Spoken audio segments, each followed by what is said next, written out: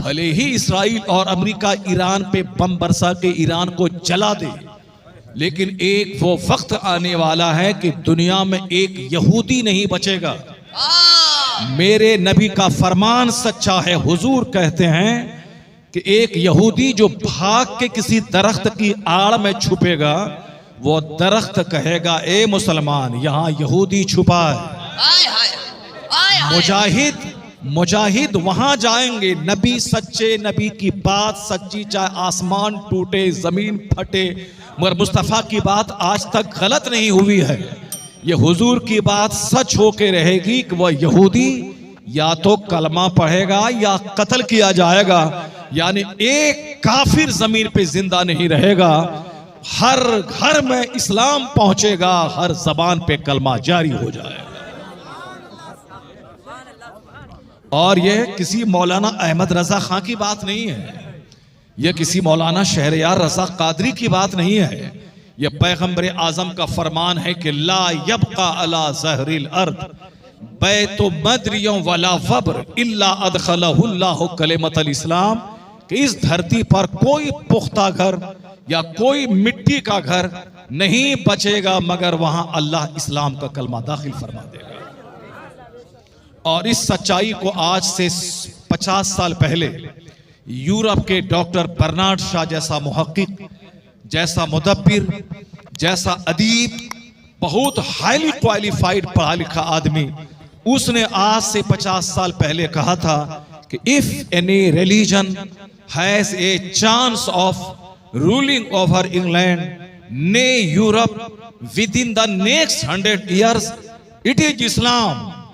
मुसलमान नहीं, हिंदुस्तान का आदमी नहीं, बल्कि यूरोप का पढ़ा लिखा आदमी जिसकी किताब पूरी दुनिया की यूनिवर्सिटीज में चलती है, इतना बड़ा पढ़ा लिखा आदमी आज से 50 साल पहले कहा था कि जो दुनिया भर में माहौल बन रहा है, पूरे यूरोप में तहकीक का, तजस्सुस का, कॉन्सेंट्रेशन का, रिसर्च का, इन्वेस्टिगेशन का जो माहौल बन रहा है, उस माहौल को देखते हुए कहा जा सकता है कि आने वाले 100 साल के भीतर इंग्लैंड ही नहीं बल्कि पूरे यूरोप महाद्वीप में अगर कोई मजहब हुकूमती मजहब बनने वाला है तो वह मजहब इस्लाम बनने वाला है। नूरे खुदा कुफ्र की हरकत पे खंदजन, फूकों से चराग बुझाया ना जाएगा।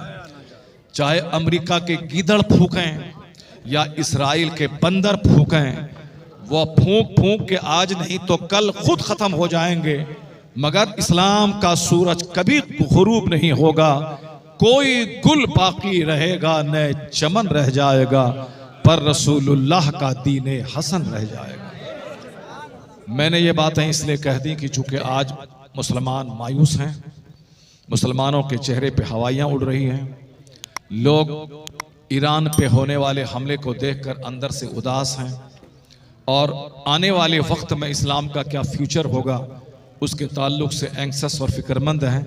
इसलिए मैंने एक इस्लामी अकीदा आपके सामने रख दिया कि वक्ती तौर पर हालात चाहे जैसे भी बिगड़ जाएं, वक्ती तौर पर, टेम्पोरेरी तौर पर हमारी बदअमली की, हमारे इंतशार की, हमारी टूट फूट की, हमारी आपसी दुश्मनी की, हमारी बिगाड़ की, जिस तरह हम घर में 4 भाई आपस में टूटे हैं, 2 भाई आपस में टूटे हैं, दूसरे की बोली अच्छी लगती है, अपने भाई की बोली अच्छी नहीं लगती है, दूसरों से दोस्ती है, अपने भाई से दुश्मनी है।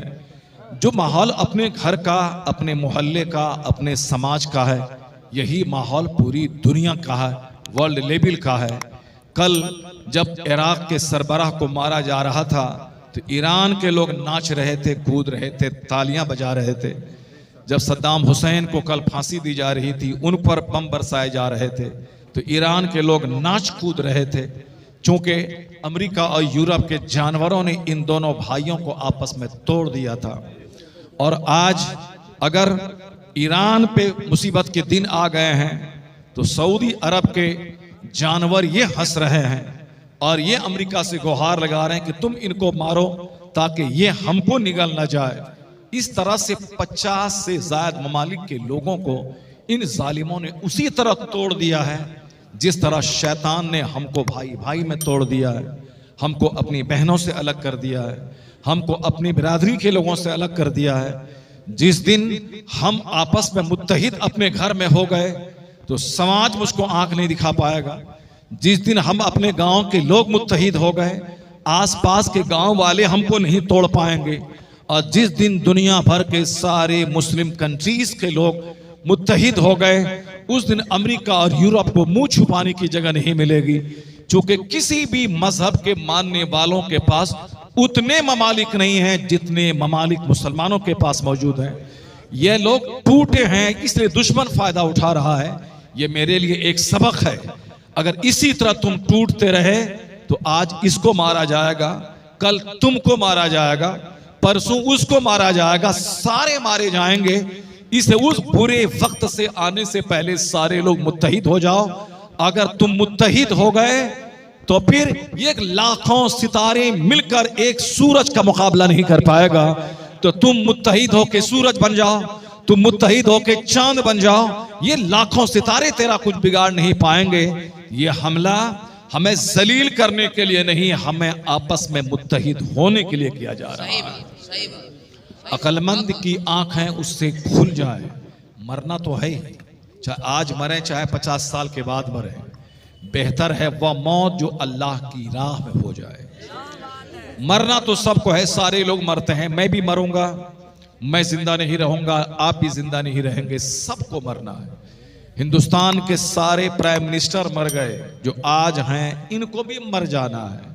मैंने कहा था 5 साल पहले, सेकंड प्राइम मिनिस्टर साहब वो गुलजारी लाल नंदा वो नहीं रहे, मोरारजी देसाई नहीं रहे, चौथे प्राइम मिनिस्टर इंदिरा गांधी नहीं रही, फिर उसके बाद उनका बेटा राजीव गांधी नहीं रहा, फिर उसके बाद एक जंगल, एक बाढ़ सैलाब आ गया प्राइम मिनिस्टरों का। साहब वो अटल बिहारी वाजपेयी नहीं रहे, और चंद्रशेखर नहीं रहे, नरसिम्हा राव नहीं रहे, ये कोई नहीं रहे। तो आज जो हैं ये भी नहीं रहेंगे, सारे लोग चले जाएंगे। ये जो चाह रहे कि मैं इस्लाम मिटा दूं, मदरसा मिटा दूं, मस्जिद मिटा दूं, दाढ़ी छीन लूं, टोपी छीन लूं, औरतों का हिजाब छीन लूं, आप लोग नहीं रहेंगे, मगर मदरसा रहेगा, मस्जिद रहेगी, सरों पे टोपियां रहेंगी, चेहरे पे दाढ़ियां रहेंगी, औरतों के जिस्म पे हिजाब रहेगा, इस्लामी कलमा रहेगा। मिटाने वाले आपसे बड़े ताकतवर थे 500 साल पहले कि मैं मिटा दूंगा, मगर वो सारे मिट गए, मगर इस्लाम मिट नहीं पाया। क्योंकि इस्लाम वो पौधा है जिसको जितना काटने की कोशिश की जाती है उतना ही ज्यादा यह पौधा हरा भरा होता जाता है। इसे कहने वाले अल्लामा काफी ने बड़ी जबरदस्त बात कह दी कि मैं मर जाऊंगा मगर इस्लाम नहीं मरेगा, कोई गुल बाकी रहेगा, नए चमन रह जाएगा, पर रसूलुल्लाह का दीने हसन रह जाएगा।